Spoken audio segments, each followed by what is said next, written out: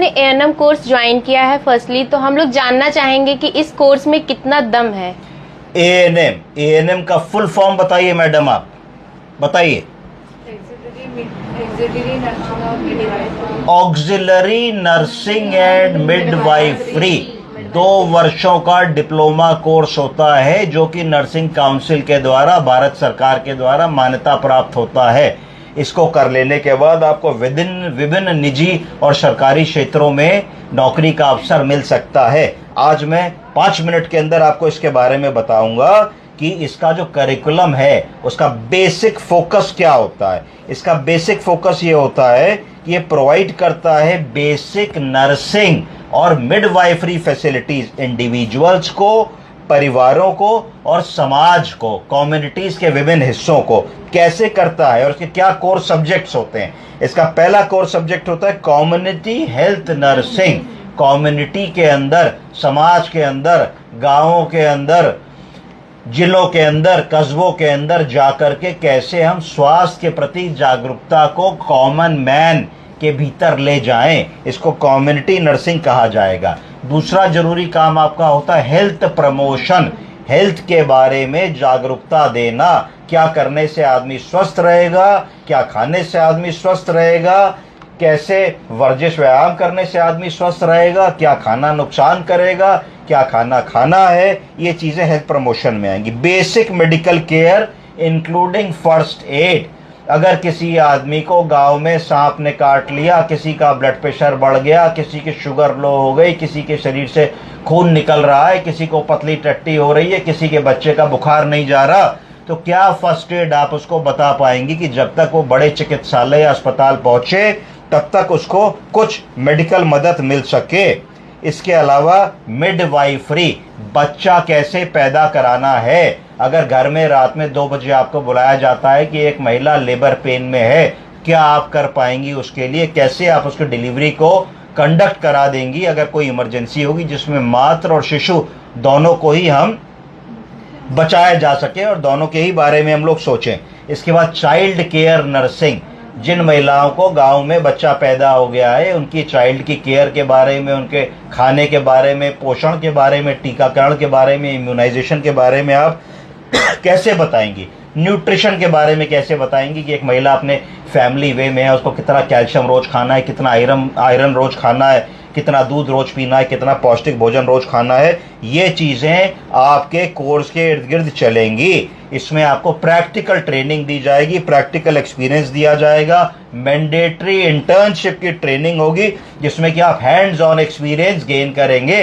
IV cannula कैसे लगेगा, नाक की नली कैसे लगेगी, पेशाब की नली कैसे लगेगी, डिलीवरी कैसे कराई जाएगी, सिजेरियन सेक्शन क्या होता है, ऑपरेशन थिएटर क्या होता है, ओटी में वॉश कैसे किया जाता है, सारी चीजें आपको देखने को मिलेंगी करिकुलम में। पहली चीज जो बताई कम्युनिटी हेल्थ एंड नर्सिंग, बोलिए कम्युनिटी हेल्थ एंड नर्सिंग। इसमें आपको कम्युनिटी अर्थात समाज में रहने वाले लोगों की हेल्थ की क्या नीड्स हैं, डिजीज को कैसे प्रिवेंट किया जाए, कैसे उनको बताएंगे, और हेल्थ के प्रति जागरूक एजुकेट कैसे करेंगे। गंदा पानी नहीं पीना है, नदी नाले नहर का पानी नहीं पीना है, बिना जूता चप्पल पहने घर के बाहर नहीं जाना है, बासी खाना नहीं खाना है, हाथ धोने हैं, नखून काटने हैं, धुले कपड़े पहनने हैं, सुबह शाम मंजन करना है, पॉटी जाने के बाद बच्चों हाथ धो लेना है। इस तरीके की छोटी छोटी चीज़ों को कम्युनिटी में जाकर के हमको एजुकेट करना है। यदि महिला प्रेग्नेंट है तो उसको सरकारी अस्पताल में कैल्शियम आयरन विटामिन की गोली मिलेगी, जरूर से खानी है। खाने पे अपना ध्यान देना है क्योंकि अब गर्भ में एक बच्चा और पल रहा है, उसकी भी खाने पीने की ज़रूरत है। 3-3 महीने में कितना वजन बढ़ना चाहिए, कब हीमोग्लोबिन चेक कराना है, ये कम्युनिटी हेल्थ के अंतर्गत हमारा काम होगा। हेल्थ प्रमोशन की बात करनी है जिसमें फोकस करना है principles of nutrition, hygiene and healthy living. खाने में भोजन पोषण की कितनी बड़ी अहमियत है महिलाओं और बच्चों के जीवन में, उससे शारीरिक और मानसिक विकास होता है। अगर भोजन ही ठीक नहीं मिलेगा तो शारीरिक मानसिक विकास रुक जाएगा। हाइजीन, सफाई कितनी जरूरी है। ऐसा तो नहीं है कि एक महिला गर्भवती है, घर में 2 लोगों को टीबी की बीमारी है तो उसको आपको बताना है कि इसको आइसोलेट करना पड़ेगा, वरना महिला के लिए मुश्किल हो जाएगा गर्भ को कंसीव रखना। हेल्दी लिविंग की बात करनी है कि कैसे हम लोग स्वस्थ जीवन लंबे समय तक जीवित रह सकें। छोटी बड़ी बीमारियां कि किसी को ब्लड प्रेशर है तो समय पे नाप के बता दिया, किसी को पेशाब बार बार हो रही है, घाव नहीं भर रहा है, कमजोरी लग रही है, शुगर की जांच करके बता दिया कि आपको तो शुगर की बीमारी लगती है, आप सरकारी अस्पताल में जाके इसका इलाज जरूर लेवें।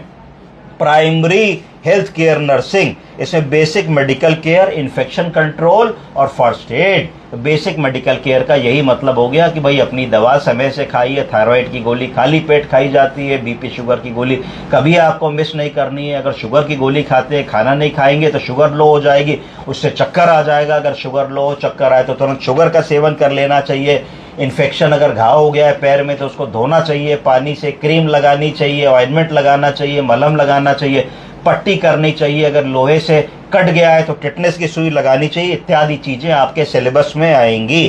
फर्स्ट एड कैसे करना है, अगर किसी बच्चे को चोट लग गई है तो उसको फर्स्ट एड प्राथमिक उपचार कैसे देना है, ये आपको आना चाहिए। Midwifery training in basic of midwifery care and the care of newborn, कैसे बच्चा अगर डिलीवर हो रहा है और इमरजेंसी में आपको रात में 2 बजे बुलाया गया है, इतना समय नहीं है कि महिला को, गर्भवती महिला को शिफ्ट कराया जाए 10, 12, 15 किलोमीटर दूर अस्पताल में, तो आपकी ट्रेनिंग में कैसे आप उस डिलीवरी को कंडक्ट कराने वाली हैं, कैसे कॉर्ड को क्लैंप करने वाली हैं, कैसे बच्चे को रिससिटेट करने वाली हैं, जिससे कि जब तक कॉल फॉर हेल्प नहीं हो रही है तो एक गांव का आदमी जिसको कोई ज्ञान नहीं है उससे आपको ज्यादा ज्ञान है, क्योंकि 2 साल का डिप्लोमा आपके पास है और आपने ये कार्य को पहले किया है और अनुभव लिया है इस क्षेत्र में। चाइल्ड नर्सिंग एंड हेल्थ, फिर जो बच्चा पैदा हुआ उसको क्या पीडियाट्रिक केयर मिलनी है, क्या टीका लगना है, पहले 1 महीने में कौन सा टीका लगता है, पहले 6 महीने में कौन से टीके लगते हैं, ग्रोथ की मॉनिटरिंग करनी है। कहीं कोई ऐसा तो नहीं है कि ग्रोथ में कमी आ रही है, कि कितने महीने में बच्चे को क्या करना चाहिए, कितने महीने में बच्चे को बैठ जाना चाहिए, कितने महीने में बच्चे को बाहर का खाना खाना चाहिए, कितने महिला को कितनी बार बच्चे को दिन में दूध पिलाना चाहिए। ये सारी चीजें आपके सिलेबस या कोर्स में आएंगी, जिसकी आपको पूर्णतः और अच्छी जानकारी होनी चाहिए। जब अच्छी जानकारी होगी तो ये जानकारी आप आगे दे पाएंगी।